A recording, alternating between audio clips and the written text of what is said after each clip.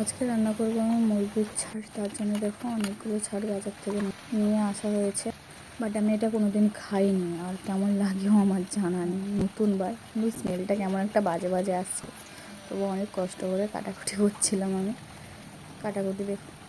কাটাকুটি দেখে আমার নিজেরই কেমন একটা লাগছিল। যাই হোক, খাবারটাকে কখনো ঘৃণা করতে নেই, নিজেই খাবো আর সবাইও খাবে। আর কি দুর্ভাগ্য, সবাই আমাকেই দিয়েছে কাটাকুটি করতে।